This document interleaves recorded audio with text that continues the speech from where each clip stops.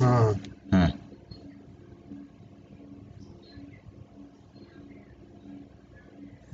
ಈಗ ಸ್ಟಾರ್ಟ್ ಆಯ್ತು. ಇದು ಸ್ಟ್ರೀಮಿಂಗ್ ಚಾಲು ಮಾಡಿದ್ದೀರಿ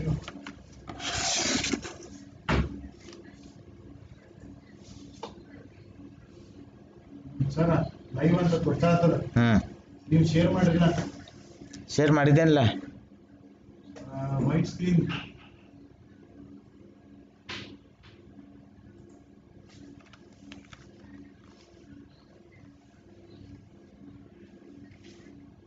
ಬಂತ್ರಿ ಸರ್.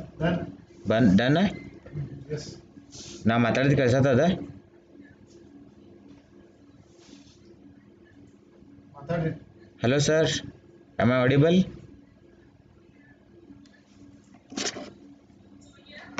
ತಡ್ರಿ ಮಾತಾಡ್ರಿ ಸರ್. ತಡ್ರಿ ಗದ್ದಲ ಮಾಡಿದ್ದೇನ. ಹಾಂ, hello sir, am I audible? Yes yes sir. Am audible sir? Yes sir, yes sir.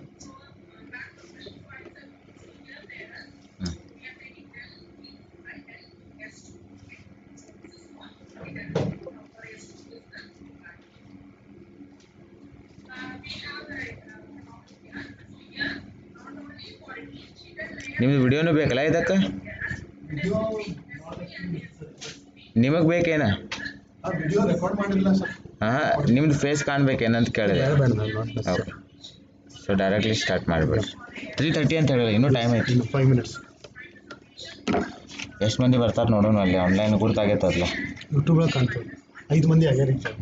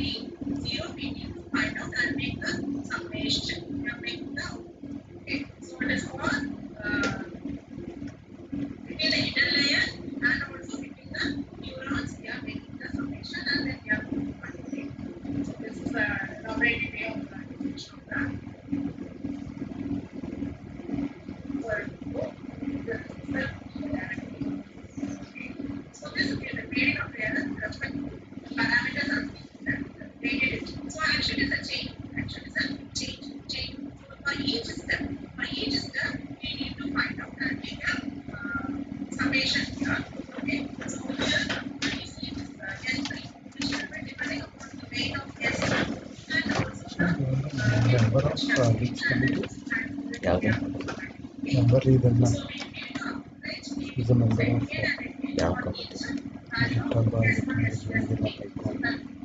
GitHub ಮತ್ತು ಇದು ಯು ಐ ಮತ್ತು ಅಕಾಡೆಮಿಕ್ ಅಲಯನ್ಸ್ ಮಾಡಿಸಿದ್ದೇವೆ ಅಷ್ಟೇ. GitHub certified campus advisor sir.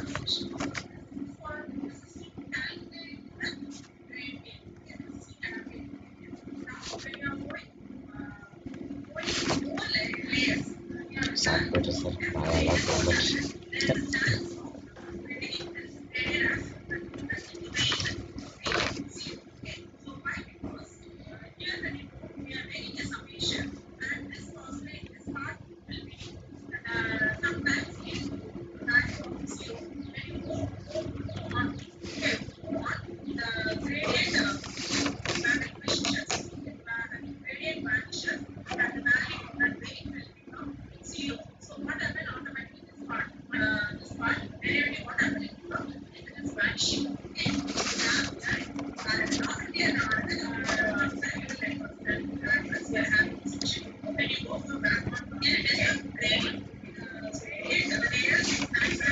ಅದು ಇದು ಕೇಳೋದೈತಿ.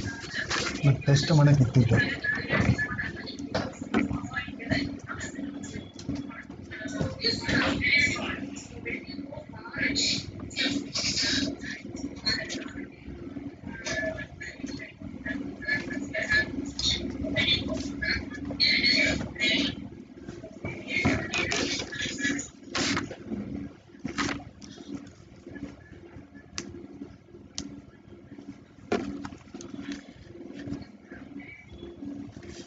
ಸರ್ ಇದರ ಮೈಕ್ ಎಲ್ಲದ ಒಳಗದ. ನಾ ಮಾತಾಡಿದಾಗಲೇ ಕಳಿಸಿಟ್ಲ.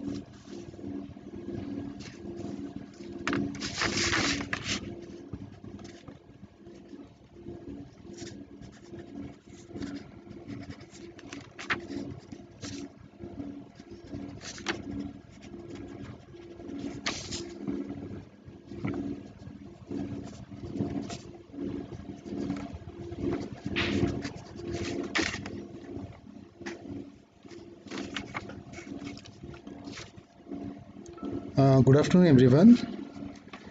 I welcome you all to the webinar Be Safe on Cyberspace, going to be delivered by the Gajendra Deshpande sir from KLS Gokte Institute of Technology, Belagavi, India. Giving introduction to this resource person is like he delivered many lectures or technical speaks in many different countries like US, France, and UK. Virtually, he even participated in many international conferences and spoken on many technical aspects. He virtually attended in many different countries like Indonesia, Australia, Africa, Thailand, and many more. So I just want to welcome him, Gajendra sir. I even thank our HOD sir, Rajpurohit sir, for providing such a good opportunity, and even KLS principal sir, Jayan Kittur sir, and the management members. I hand over the session to the today's resource person, Gajendra Deshpande sir.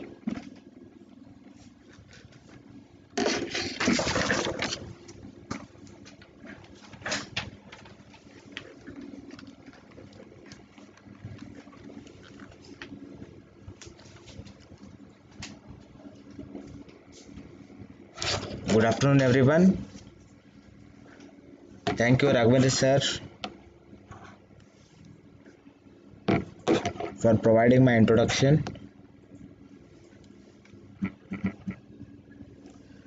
Yeah. So today and tomorrow I will be speaking on the topic how you can be safe on cyberspace. Actually, we had planned this webinar in the month of October because October month is celebrated as Cyber Safety Month. But due to some other commitments, we were not able to schedule it in the month of October. So we have scheduled this talk today and tomorrow, that is 4th and 5th November.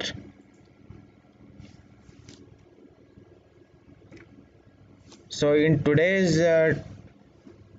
webinar, we are going to discuss some cybercrime statistics, then passwords, what's a good password and a strong password, what are the tools to check the strength of your password, then emails, do's and don'ts, then how you can be safe on a social media platform like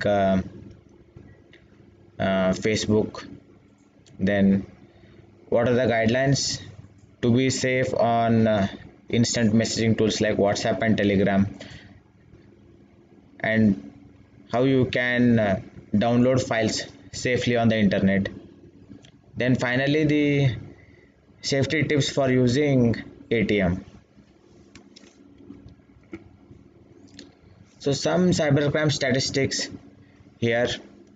The internet crime report for 2019 released by United States of America's Internet Crime Complaint Center. It's also known as IC3 of Federal Bureau of Investigation, has revealed that India stands third in the world among top 20 countries that are victims of internet crimes. So you can also see some numbers there. In 2018, in USA there were more than 450,000 cyber crimes reported. In UK it is more than 90,000, and in India it is more than 25,000. But note here that these numbers are only reported numbers. Every day there are lot many people in India and also in the world who are victims of internet crimes. Then according to RSA is a company which looks after the security. It's a company in security domain. According to RSA report of 2015, mobile transactions are rapidly growing and cyber criminals are migrating to less protected soft channels. So note here that your handheld devices like mobiles, they are treated as soft channels, because till today not many people are aware of mobile phones or smartphones settings. So most people use their mobile phone with the default settings, and they grant permissions to the applications installed on their phones. So this makes it a soft target. The next, according to the report by Norton of 2015, an estimated 113 million Indians lost about 16,558 rupees on an average to cybercrime. It's a huge number. And according to an article published in Indian Express on 19th November 2016, over 55% millennials in India are hit by cybercrime. So millennials are those people who are born after 1995. So our younger generation is hit by cybercrime badly. In today's talk, we are going to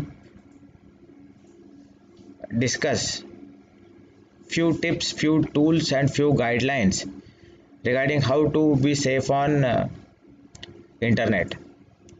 The first important aspect is the passwords.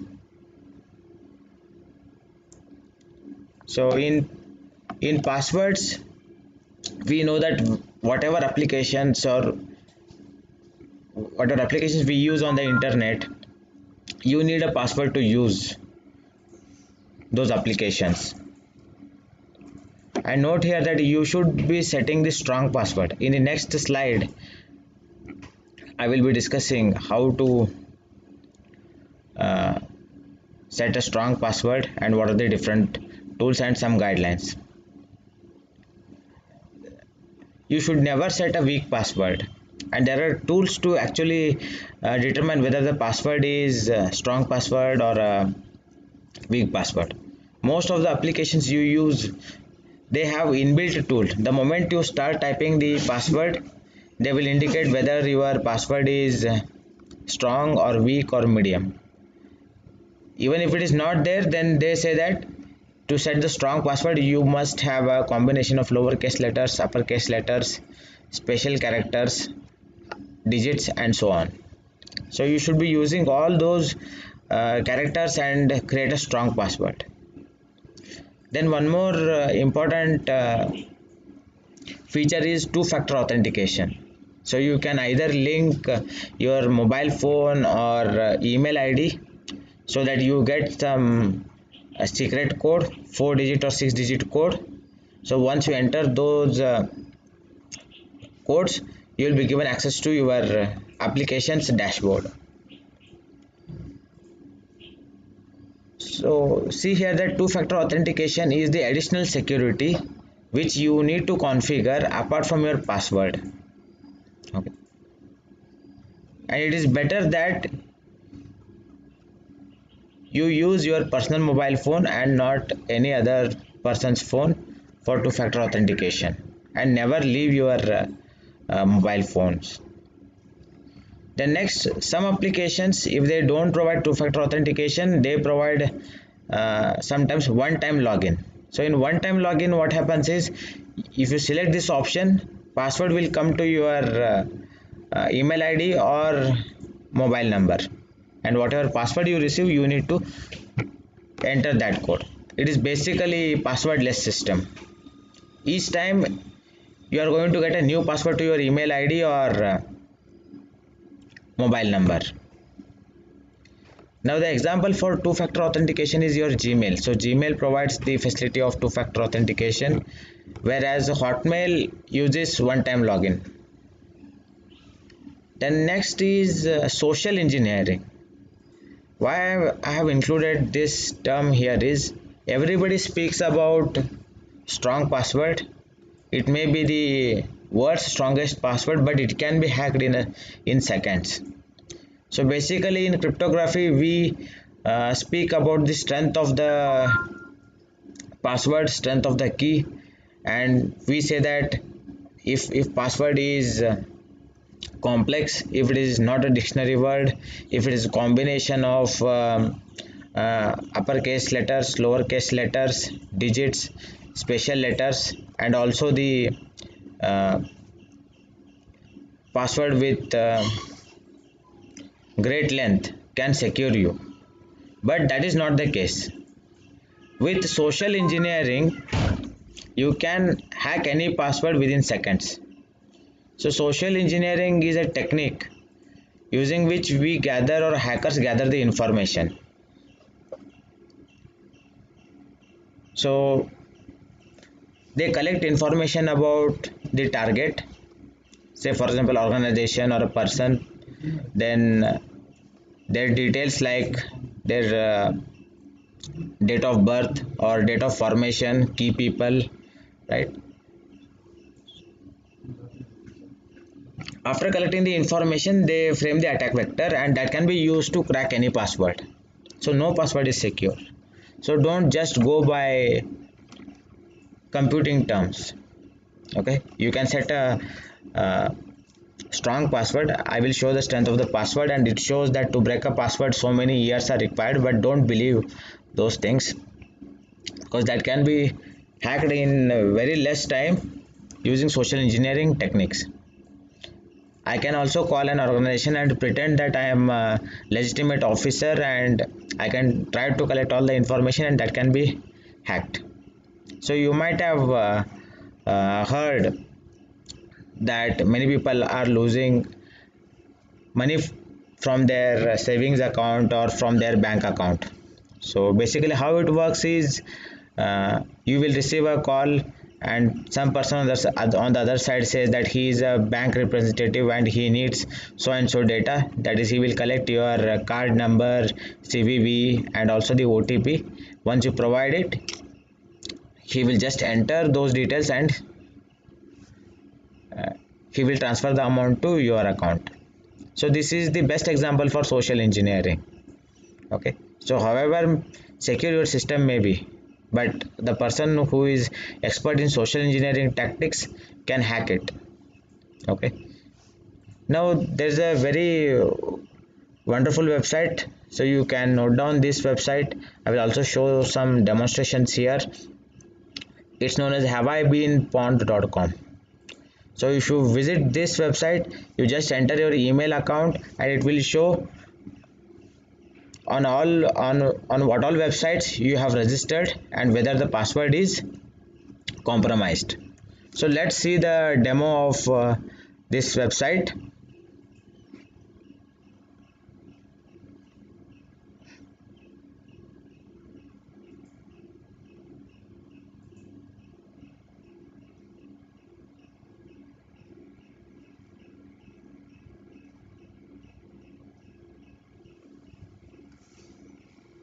So I'll just open haveibeenpwned.com.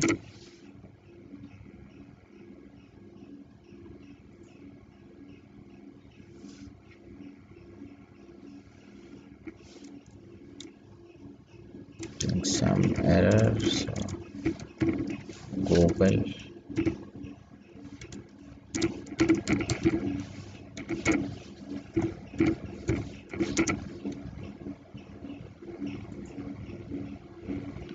Yeah. So have I been pawn.com? So this is the user interface. So what I'll do is I will just enter my email account and I'll click on pawn button. So it says that I have registered on many websites and my password has been compromised on 10 websites. Okay, so it shows that 10 breached websites.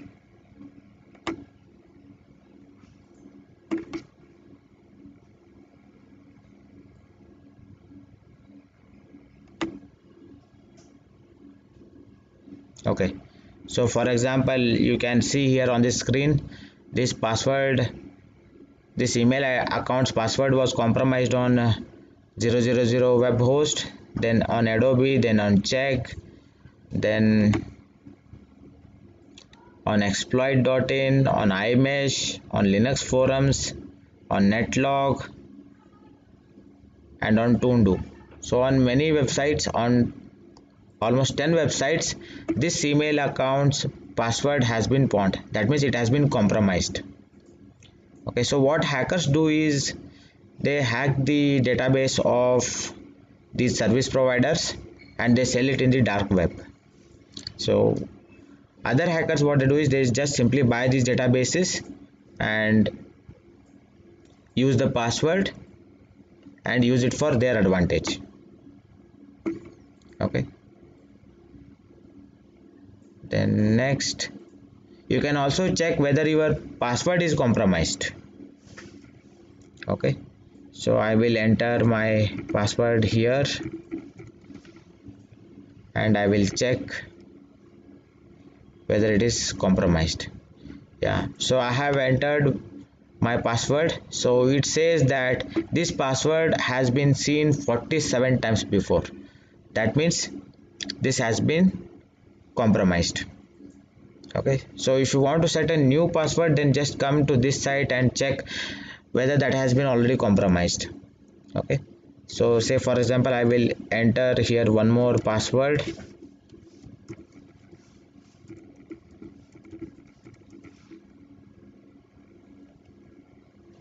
Yeah, so now it says that no pawn is found. That means this password is safe. Okay, this password is secure. So this is the way you can check whether your password has been compromised, whether hackers have access to your password. Okay, then next there is one more website by Kaspersky. So that is password.kaspersky.com. So you can check the strength of your password. So let's say for example, I will enter my password here. Yes, now you can see here that it is giving me the message that time for password change. Your password is easily crackable. Password is a common or a word, so you cannot choose any dictionary words or common words. If you choose them, then definitely hackers will be having the access to the compromised passwords and it can be easily hacked. So with computer you can hack it in 3 days. Okay, let me enter one more password.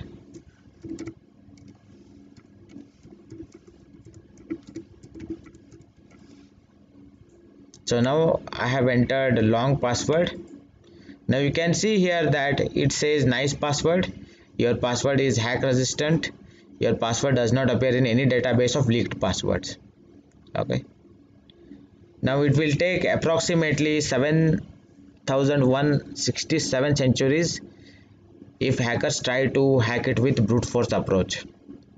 So that's why brute force approach will never work while cracking the passwords. So that's why hackers rely on social engineering techniques.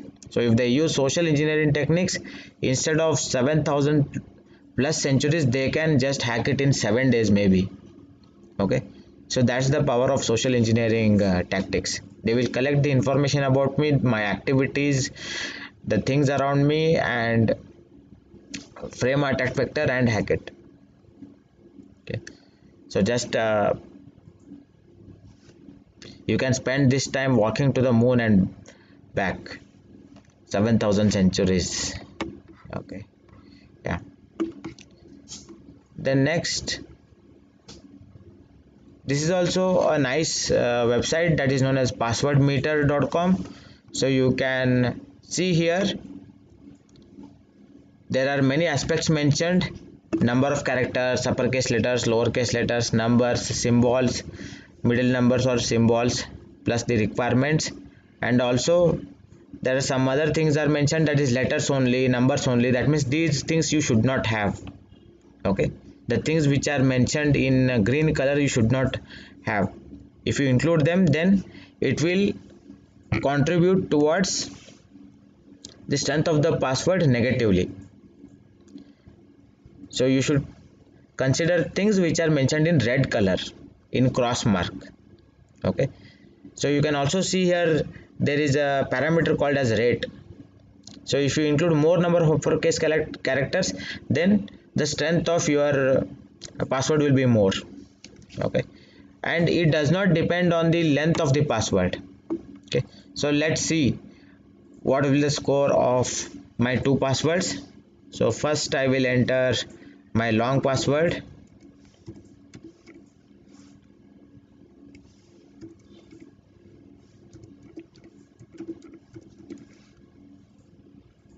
So you can see here I have entered my long password. It says that score is 57% and complexity is good. It's a good password. But you can see here there are some things which are affecting the strength of my password. So they are repeated characters, consecutive lowercase letters, and consecutive numbers. So these are the parameters which are affecting the strength of my password. Okay, whereas there are other things which are contributing positively to the strength of my password. Of course, I have not included any symbols, I have not included any uppercase letters. Okay, now let me enter another password.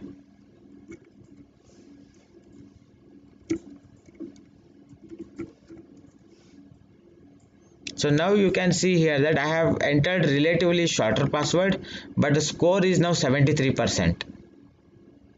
Okay, so just the length of the password does not contribute to the complexity of the password or strength of the password. It is the combination of different characters which will actually contribute to the strength of the password. Okay, so these are the some of the websites. So you can use these websites and you can set good passwords for your accounts. Now again let me switch back to my slides.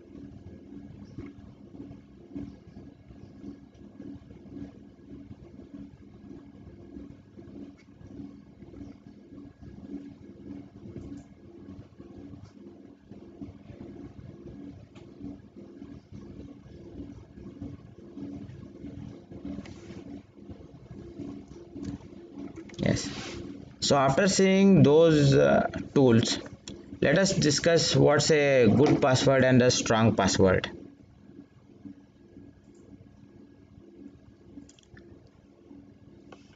So you need to use at least 8 characters or more to create a password.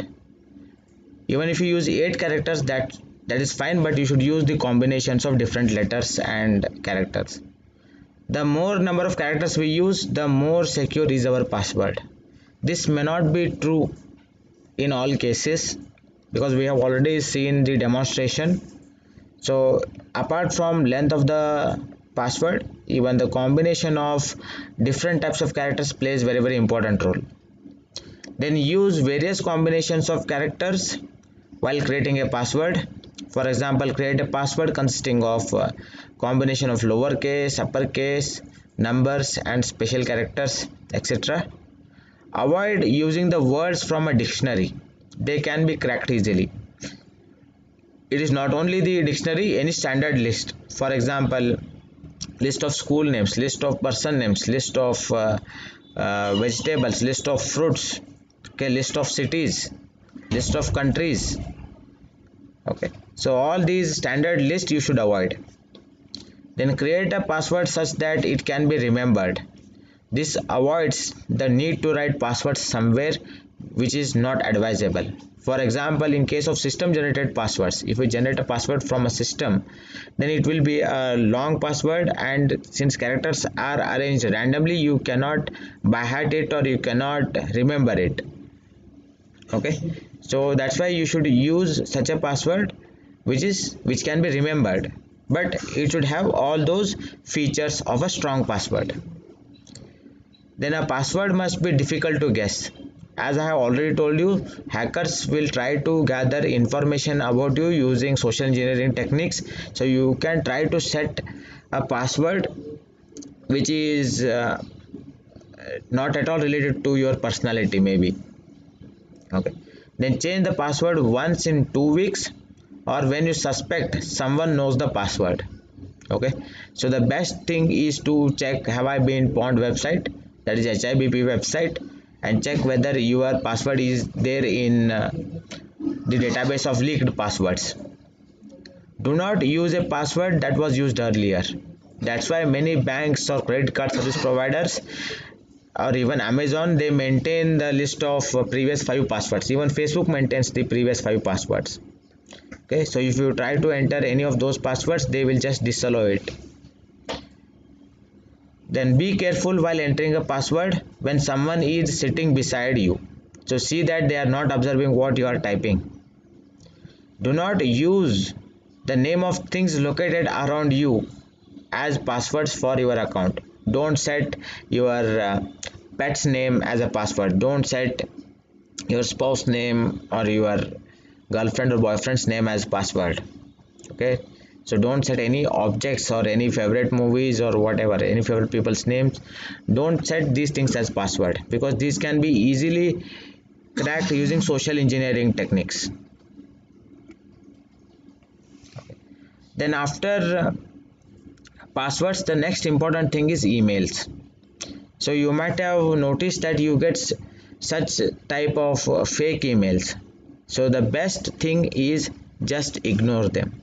Okay, so here it's a email related to financial fraud saying that there is a person out of India who has to settle a huge amount of money, and he is seeking your help, and if you help him, then they may give you some sort of percentage as a sharing. So you just need to ignore such emails. And there are some other kinds of emails. For example, they say that they have your confidential information or private information, and if you don't transfer the amount, they will just simply share that information with the public or with your friends. So if you don't have anything related to that, just ignore those things. Even if you have it, just ignore it because it is not at all related to you. Okay, then this is another type of email. So whatever emails you are seeing here on the screen, these are the emails which I have got in my email account. Okay, so you can see here that it says that your Apple ID has been locked. Sometimes you will also see that your Amazon ID or PayPal ID has been locked. Click here to reset it. Okay, now you can see here in this email, there's a link called as verify your account. Okay, so in verify account, don't click on it. So although this mail appears legitimate, but it is not legitimate. There are many signs here which will clearly tell that this is a fake email. First thing, check from whom the mail is coming. Okay, it is not from Apple, it is something from feesgi.com. Okay, this is not at all from Apple. So first thing, very important, is you should see this official apple.com. I am not seeing it, so it is clearly a fake email. Then next, even if you see that it's a mail from apple.com, because it is very easy nowadays to send a fake email which appears that the sender is legitimate. So in that case also, don't directly click on any of the links. So in that case, what you should do is, if you are suspecting that that particular email is fake email, then just place your mouse cursor over the link. Don't click on it. So you just need to place the mouse cursor and observe the status bar in the window, at the bottom of the window. Okay, so it will show the URL. Okay, otherwise, one more thing what you can do is right click on the hyperlink, copy the link address, paste it in notepad, and see whether it is directing you to the official site. If it is directing you to official site, yes, you can consider it that it's a legitimate email and you can proceed. But generally, no service provider will send you that kind of email. But if it is not legitimate, then just ignore it. Don't do anything. Okay, just ignore that email. Don't reply. You can simply delete it. That is possible, but don't click on the link. So this is how you can check whether the link is from the legitimate website or a fake website. You should never click on the link. Then some do's and don'ts related to emails here. So use email filtering software to avoid spam, so that only messages from authorized users are received. Most email providers offer filtering services. Okay, so you can use filtering services, search services here. So generally now most of the email service providers, they have inbuilt filter. That filter will classify whether the message is spam or ham, that is spam or legitimate email.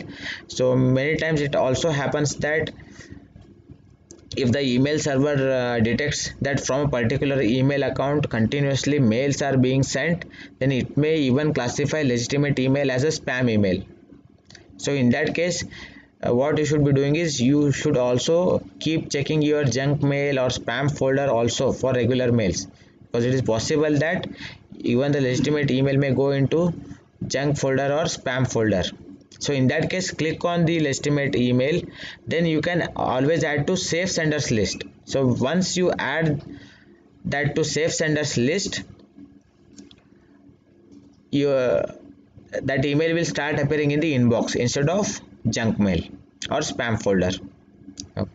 Now you may also see that there are some spam messages being sent continuously. You can go to email filters option and block them, or you can also set them to be deleted. Okay, so this exercise you need to do frequently, maybe whenever you have a time or at least once a month. The next, do not open attachments coming from strangers, since they may contain a virus along with the received messages.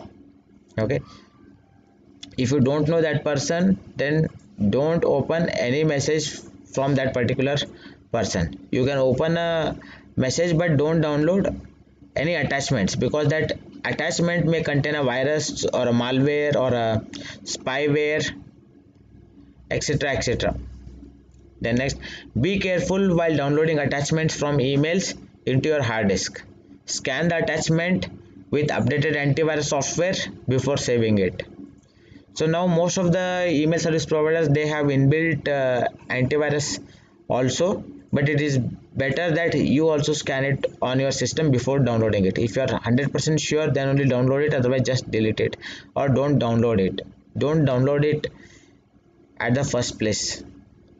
Then do not send messages with attachments that contain executable code like Word documents with macros, then exe files, zipped files, etc. So we can use rich text format instead of standard doc format. So in that case, the file name will be .rtf. So you can achieve it using MS Word also. Otherwise, there is a software called as WordPad. You can save your files using RTF. So RTF files, it is not possible to include any macros. Macros are executable codes which can be included in your Word files or in your Excel files to automate the tasks in those documents. Okay. Even if it is a legitimate document, then only you can download it. Otherwise, don't download any file with macros. This may prevent you from sending a virus to others if you are already infected by it. So it is possible that you can write a virus program using macros and embedded it in MS Word. The moment somebody opens MS Word file, that virus will affect your entire system, or it may also corrupt your Word file or Excel file. Damages are unpredictable. Avoid sending personal information through emails. Okay, never send any personal information through emails.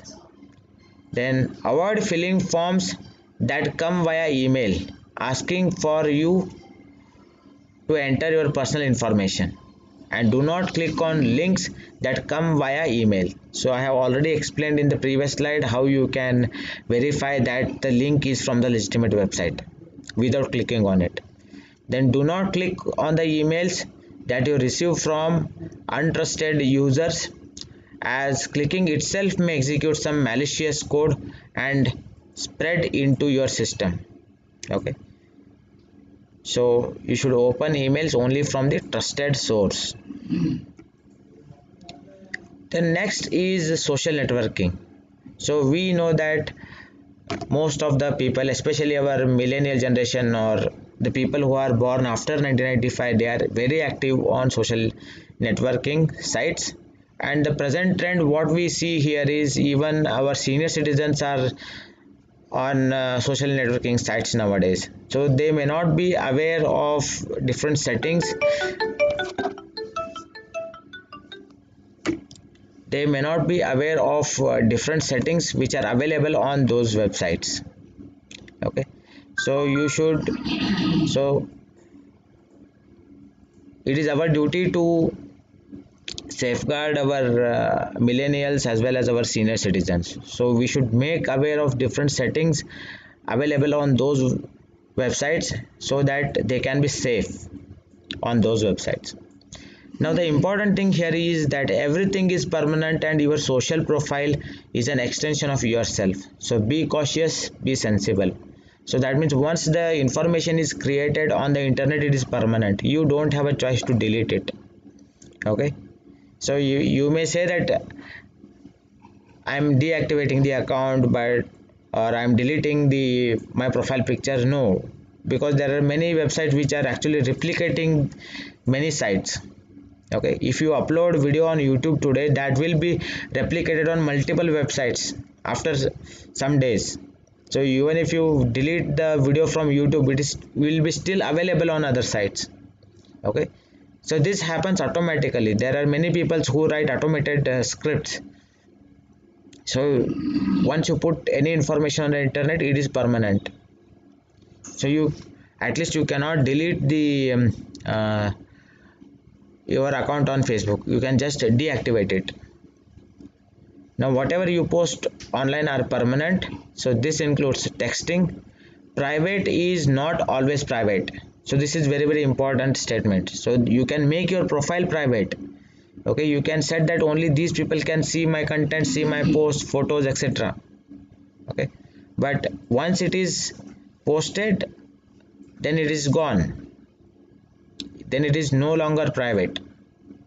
Okay, because that will be stored in the database, and if any hacker hacks it, even though your profile settings are private, they have your information. The photo you post online is not owned by you anymore, so the rights of photo get transferred to the social channel once it is uploaded. So these things will be clear when you read the terms and conditions on those websites at the time of account creation. Same is the case with your paper publications. The moment you upload your paper, you upload your research paper, the moment you present your research paper in the conference, you are actually transferring your copyright to them. Okay, only in case of open source world there is a facility of keeping copyright with you. Okay, then next, every choice you make reveals your character, so you should be very careful on what you post on the social networking sites, because your social media sites or your Facebook profiles or your other social profiles will be viewed by many people. For example, it may be viewed by your prospective employer, it may be viewed by your prospective bride or a groom. Okay, so by seeing your social media profile, they will make some picture about you in their mind, then they start to visualize your character. So you should be very careful on what you share on the social networking sites. The next, try to be kind, not popular. Okay, so you can have interaction with the people, don't use abusive words. Okay, so don't share too much content. Then social media should supplement your relationships and not replace them. Okay, it is very important. You might have heard of several stories related to it. Then what's not safe on social networking sites like Facebook or LinkedIn? So share personal information online. Personal information includes full name, date of birth, home address, school address, email, parents details, etc. These things should not be on your social media profiles. Okay, so Facebook provides lock profile picture, lock profile facility, so lock your profiles. So people who are not on your friends list, they will not be able to see any content, even the posts. Okay, so you will be blocking people who are not in your network, unless they become your friends. And even if they become friends, you can keep many information with yourself, or you can choose not to enter there. Then post pictures of yourself and others online. So never post pictures. Even if you post, you should select which one. So don't put actually the pictures, that's the guideline. Then talk with strangers online and offline. So this is true even in case of offline. So if you know that person, then only talk, otherwise don't talk. Then share location online to strangers. So you should never share your location to strangers. So these are the things which you should not do using social media websites. Then there are some potential risks with respect to social networking sites. Then exposure to harmful or inappropriate content. So we don't know what the other person is doing. Okay, so if you have a doubt on that person's profile, block them. Then exposure to dangerous people. We don't know what kind of people are there on the internet. They may be even cyber criminals, right? So it's not that to view the information about a person they should be your in friend circle. Okay, there are settings like friends of friends also can view the information. Okay, so in that case, even if they are not your friends, they will be able to see a lot of information about you. Then cyberbullying, a risk factor for depression and suicide. Okay, so note here that bullying is there offline. So similar kind of bullying is also there online. So because of that, many people have lost their lives. Then oversharing personal information. Okay, don't share your personal photos or events photos, etc. Okay, so be selective. Exposure to excessive advertisements. Okay, so you will see a lot of advertisements. So based on your browsing history, advertisements are displayed, so it will unnecessarily cause disturbance. Then privacy concerns, including the collection of data about teen users. There are many people who can collect information only through these sites. If proper security settings, if proper private settings are not set, then it is very easy to collect the information about the users, especially the teen users, and post it on some porn websites or use them for such activities. Okay. Then identity theft or being hacked. Now note here that it is better to have social networking profile. If you don't have it, then there is a possibility that somebody else may create a profile on your name and they will start act like you. Okay, so it is better that you have social networking site, but use it with caution.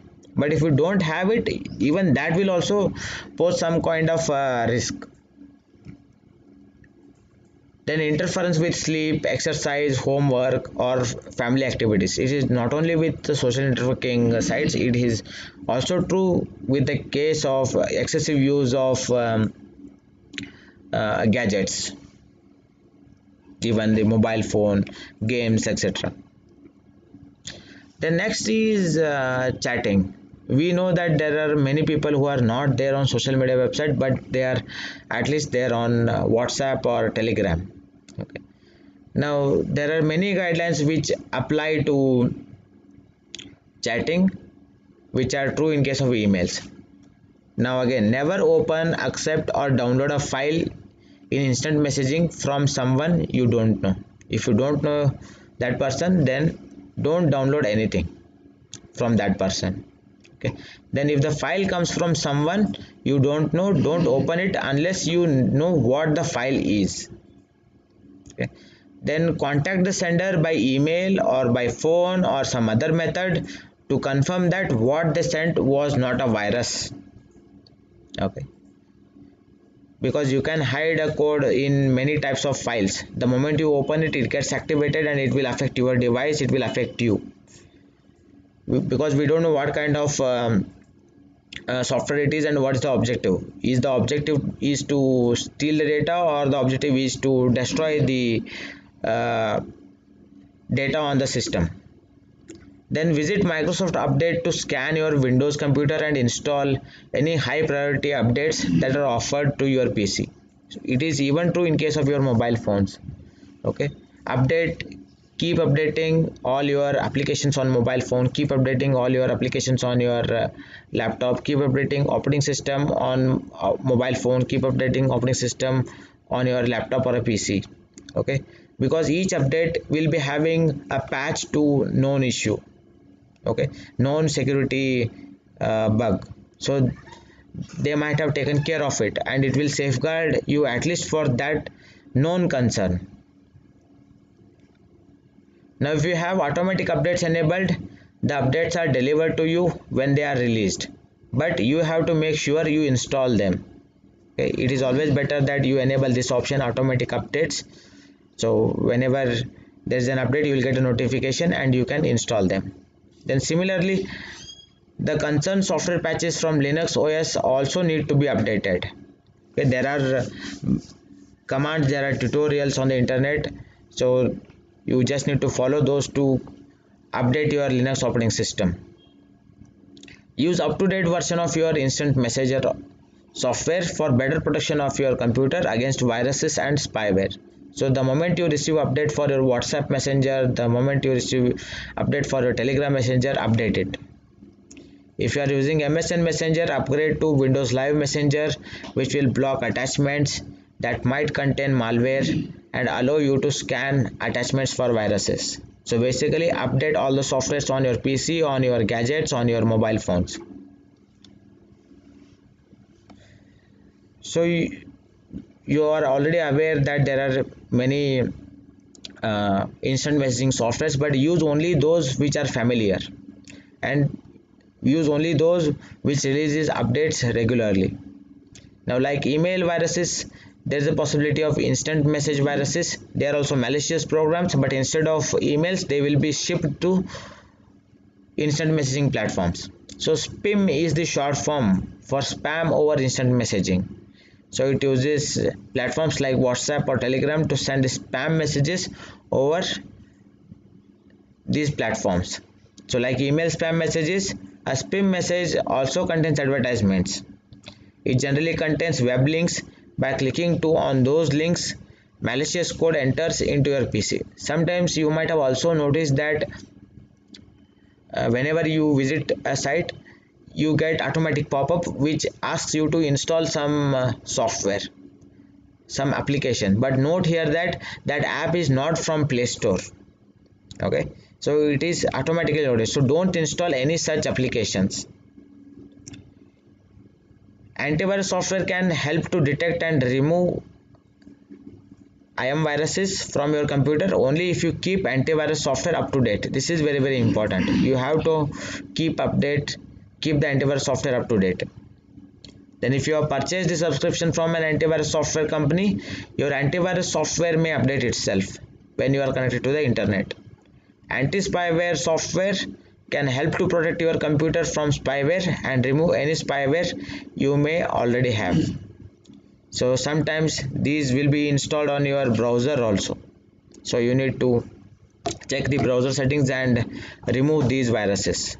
Remove these additional applications, extensions which are installed without your notice.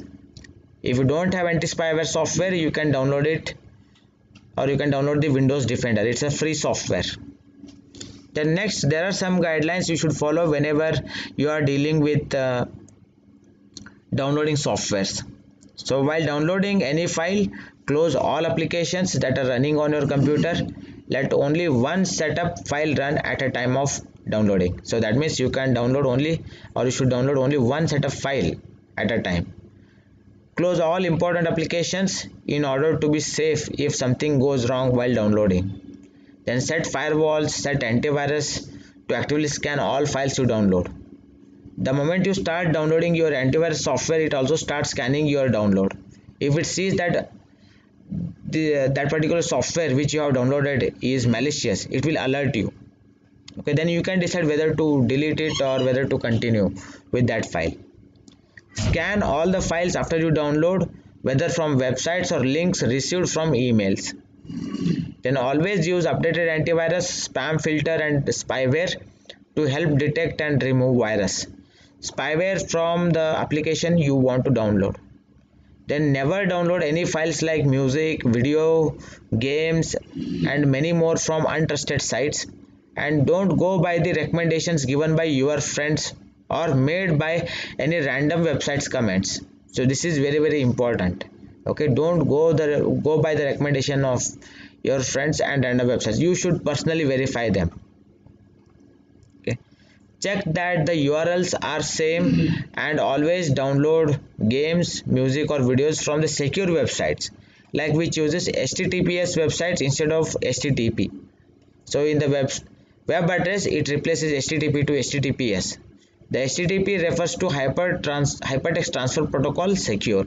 So whenever you type the URL, you see there whether the lock is open or lock is closed. The lock is closed means that particular site is secure.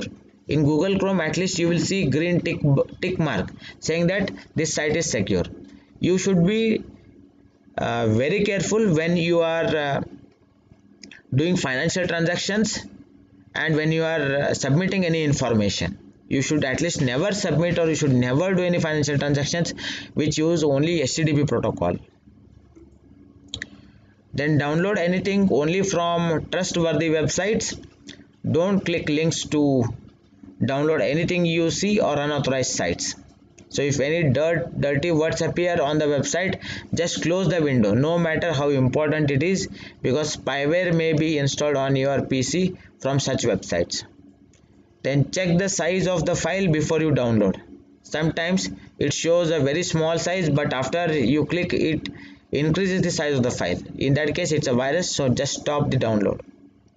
Never believe anything which says click on this link and your computer settings will be changed and your PC can be turned into Xbox and can play unlimited games on your computer. Okay, so basically you should be 100% sure that whatever software you are downloading, it is safe and secure. Don't accept anything that offers you free download, because that may contain malicious software. So you can go for free and open source software from trusted source. Usually the GitHub will be the trusted source, but you should also verify, because anybody can upload repository of code on the GitHub. Don't click the link or file and let it start download automatically, or download the file and save where you want, save and then run the application. The next is set secure browser settings before you download anything. So set the secure settings to highest level in your web browser. Read carefully before you click on install or run application. That means read terms and conditions. Very important. Don't download anything until you know complete information of the website and know whether it is an original site of an original company, because hackers may create a similar looking website which looks exactly the same. Even in the domain name it will be exactly the same. Say for example, the official website of SBI card may look like sbicard.com, then other person or the hacker may create sbicards.com. okay, just addition of letter S or sbicard.in. okay, even the interface will be same. okay, but the websites are different, so you should verify exactly, is it the same website, is it the legitimate website of the bank or credit card. Never download from the links that offer free antivirus or anti-spyware software. Always download from trusted sites. If you are not sure about the site you are downloading, enter the site into favorite search engine to see anyone posted or reported that it contains unwanted technologies. Then final topic of today's webinar is ATM safety tips. That is, enable your mobile phone number and email with your banking transactions for timely SMS and email alerts. Now many banks are switching from their physical credit card to mobile system. That is, you don't need credit card or debit card to withdraw the money. So if you are having mobile phone, then that's more than enough. And many bank ATMs, they are also sending OTP while withdrawing the money. So SBI is the recent addition, so which sends OTP if you are withdrawing money from their ATMs.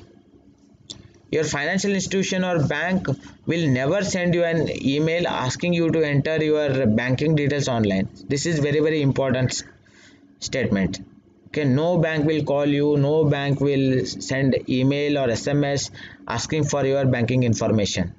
Okay, check regularly your credit card or bank account details and keep track of your transactions. It is very important. Keeping track of your transactions is very important. Sometimes what happens is we configure our credit card accounts or bank accounts for standing instructions.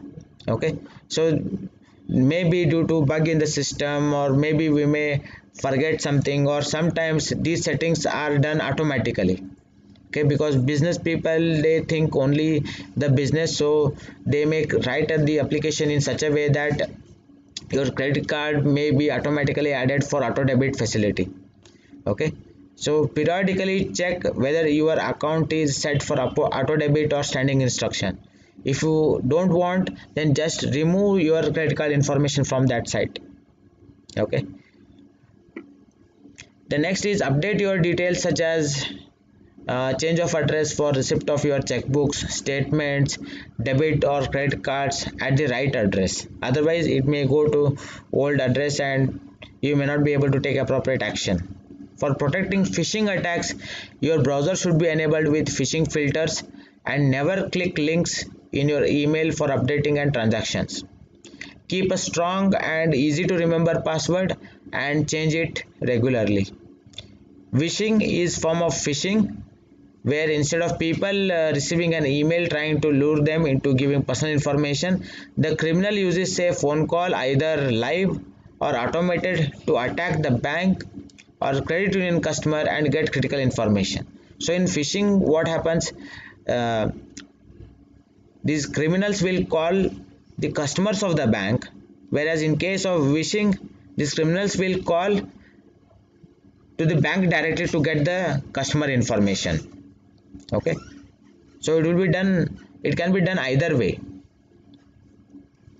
Then try to restrict yourself from giving personal information when you receive a call from a bank or credit card provider. You can just simply say that I will visit the bank branch and I will provide the information there.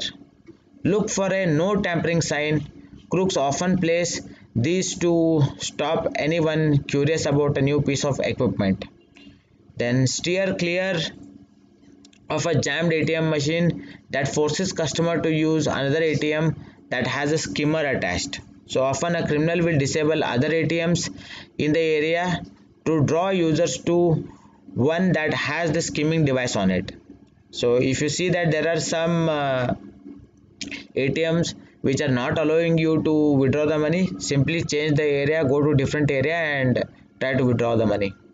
Customers should check their bank accounts regularly to make sure there are no unusual or unauthorized transactions. So federal law limits loss from ATM fraud and many banks offer additional protection. So customers should check with their financial institution for details. If you see anything unusual or suspicious around an ATM, or if you find unauthorized ATM transactions on your bank account, immediately notify the local law enforcement as well as your financial institution or the establishment where the ATM is located. So you may not get the remedy here with respect to the loss, because the amount you have lost may be small. Okay, even if it is a huge amount, then it may, it may not be guaranteed. So it is better to follow these guidelines to be safe, to use ATM safely. Okay, always protect your pin, don't give the number to anyone. Okay, it is very important. If you give pin to anyone, if somebody asks for a pin, then you can just simply lose the money. Thank you. Yeah, there is a feedback link which is shared, so please provide your feedbacks. Yeah, I will share the link. Sir, adidu hachari ಇಲ್ಲ ಬಂದಾದೈತೆ ಅಲ್ರಿ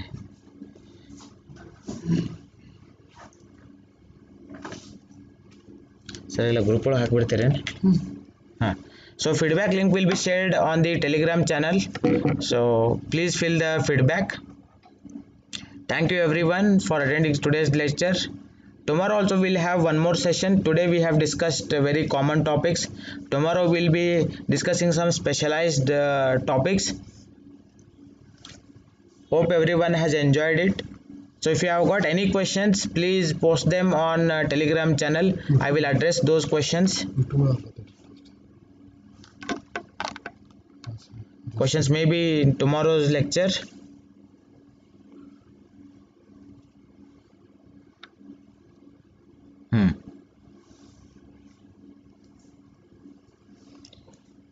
So my battery is low. I don't know how many questions I can answer.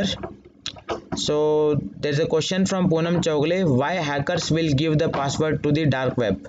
Okay, it's a criminal's mindset. They just want to earn money, so they hack the information and they hack these databases and sell it on the dark web. They earn money from it. It's hackers' bread and butter. Then Akshay Khanapuri is asking, the website password meter is running on HTTP. The input provided to the form is not encrypted. Yeah, in that case you can stop using it. So I don't recommend it. So it is used to just show the demonstration of checking the password strength. So in that case you can stop using it. You can go for either Have I Been Pwned website or password.kaspersky.com. They are secured websites. Then there is one more question by Prathamesh Vadgave. What kind of precautions should be taken while using NFC enabled ATM cards?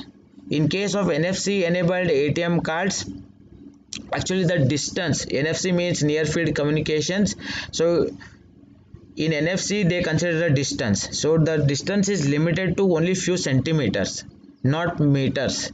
Okay, so in that way these are secured, you can say. And they also have a limitation on the amount of transaction. Say for example, you have NFC enabled credit card. The moment you tap it to make a payment, in India the limitation is 2000 rupees. So up to 2000 rupees only you can make a payment by tapping.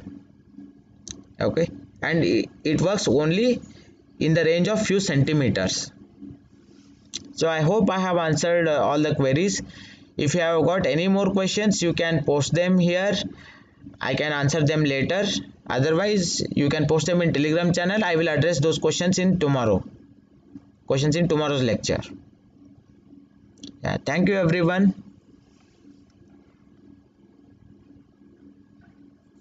Stop ಮಾಡಲಲ್ರಿ, Yes, sir. End stream ಮಾಡ್ತೀನಿ. Yes, end stream.